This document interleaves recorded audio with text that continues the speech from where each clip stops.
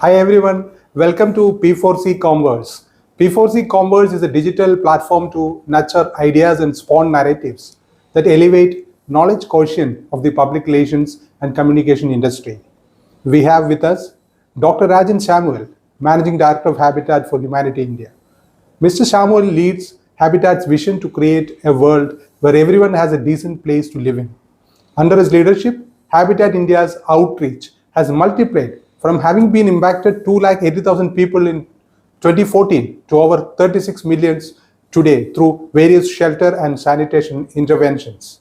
He has been instrumental in establishing the Sensitize to Sanitize coalition with an aim to eliminate open defecation. It has touched the lives of over 3.2 million people across India. Dr. Samuel, a warm welcome to P4C Commverse. Thank you so much for having me on the show. Dr. Samuel, we are at an inflection point where Indian corporates have started thinking of the social impact of businesses as a strategic driver of value. How do you view this noticeable shift in attitude? What roles do the companies like Habitat have to play in these changing times? Yeah, I think it's a very interesting question. So the first thing is there is a paradigm shift in terms of how the corporates look at investing into social sector. Now by mandate, they have to invest 2% of the net profit. And, this has come, after a very long time, we have a, mandate for the corporates to invest. But if you look at the philanthropic giving in India, Tata started years ago and it was not mandated then. So I think, what we need to see is, one is there's a shift from the corporates. But I think two is that how do we engage every employee of the corporates so that they are able to invest back in the community. So I think, we need to have that change so that more people can get involved in terms of bringing about the change that we need in our societies. Habitat has been working very closely with corporates to fulfill the housing requirements of the needy. Did you face any challenges in terms of raising funds in 2022? Do you have any innovative fundraising idea in mind for 2023? During the coming year? Right. So if you look at Schedule 7 of the CSR, law, housing is not part of Schedule 7. Now, this is something that we are lobbying with the government so that if they include, housing as part of Schedule 7, more corporates will come forward to invest in housing, number one. Number two is that housing is seen as an activity where the corporates think that it is the duty of the government to provide shelter for everyone. But that's not the case. We have 67 million Indians who still lack access to affordable shelter. So we need to think of what we call as a 4P partnership. So we have to have the government come in where they can provide land and subsidy. Two is that where the corporates come in, where we are talking about private sector, they come in and they invest their resources. The third, the important P is the people and the community. So we need to put the people at the center of everything we do. And I think only through that kind of an approach we'll be able to complete the equation. Thanks, Dr. Samuel. Your tryst with the Irula community have begun in 2015, immediately after the Chennai floods. Ever since that, you have been at the forefront of creating shelter for the community. Could you summarize your efforts to transform the Irulas and how far your efforts have percolated down to shape the future of the next generation? Yeah. So I remember interacting with Kavita. Kavita is a Irula from the Irula family and she's a community leader. And today she's able to sit with the men folk there is because she's empowered. And so we have had a 360-degree engagement with the Irula community in Tamil Nadu. There are almost 220,000 families from this community was spread across Tamil Nadu. When I say 360-degree, kind of an approach, I think the important, factor is to mobilize the community. And, so they need to set the agenda for themselves. That's number one. Number two is that we have almost 60 NGOs who are part of the coalition. And they are taking care of all the needs of the Irula community. And what we have done is we have got the land allotted by the government. And number two is that we are trying to tap into subsidy from the government so that they can build their homes. And three, through the coalition, we are able to promote holistic integrated approach.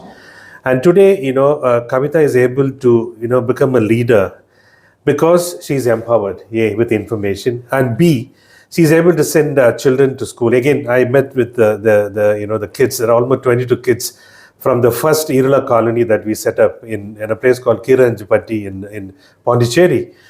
And this is the first generation of kids who are going to school. So, we can't look at shelter in isolation. We need to look at shelter as an entry point into the community, but we need to have a holistic and integrated approach so that we are able to cater to all the needs of the Irula community. India is one of the fastest growing economies, with the recent ranking catapulting it to the 5th position. But inclusive growth, Dr. Shamul, is still a far cry in our country. Any thoughts on how we can capitalize on the economic growth to create social re-engineering? Yeah, I think it's a good question. First of all, we need to make sure that the people at the bottom of the pyramid are empowered and equipped. I think there are two things that needs to happen if we have to really eradicate poverty in India. Number one is, how do we use technology to empower each and every family, people who are on the bottom of the pyramid? And through technology, A, we need to create access to resources.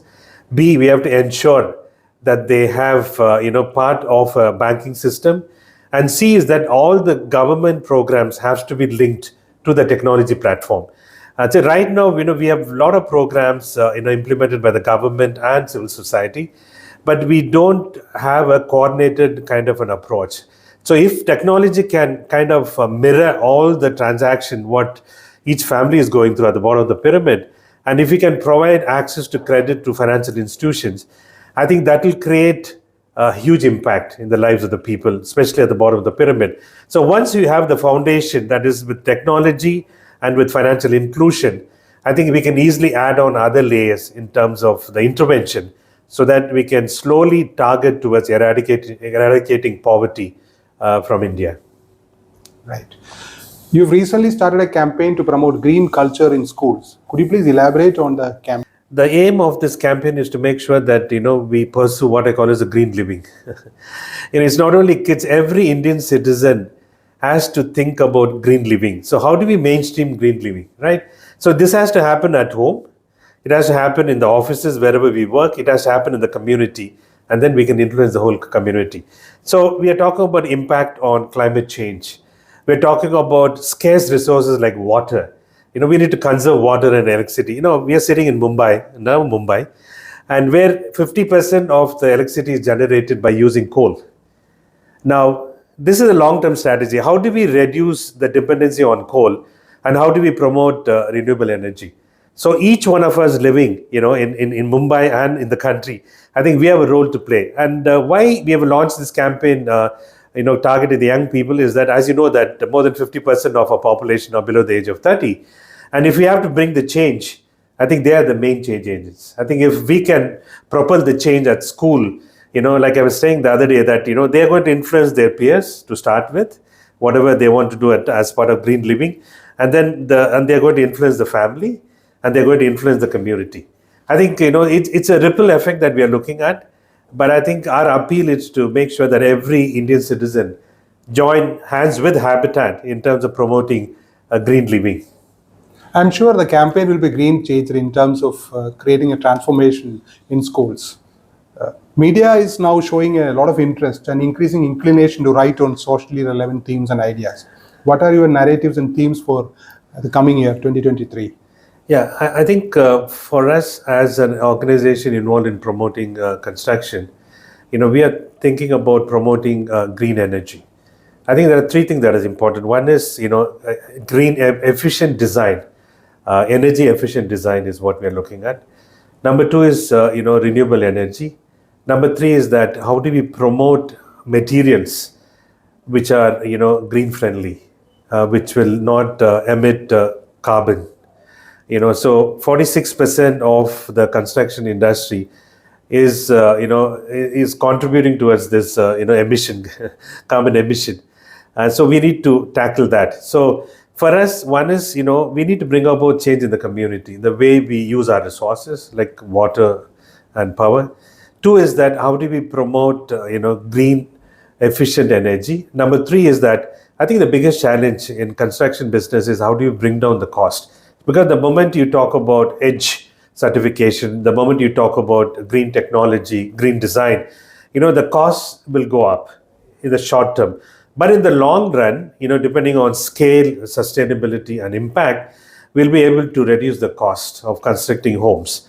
But again, here I think the media has a role to play in terms of ensuring that we create awareness, and number two is that how each one of us as citizen of the country can contribute in terms of promoting green living and green energy. And three is that, and we need to have quantitative targets for us to say, okay, in the next 5 years, what impact are we creating in terms of carbon emission, and how are we going to reduce it, and which sector is going to contribute. So I think it has to be incentivized as well going forward. So I think media has an important role to play in terms of creating awareness and also ensuring that every citizen joins hands with Habitat India in making a difference to the planet. Thank you very much, Dr. Shamuel, for that engaging and insightful conversation. As widely predicted by experts and policymakers, I'm sure the next decade will be a decade of social transformation. Thank you very much.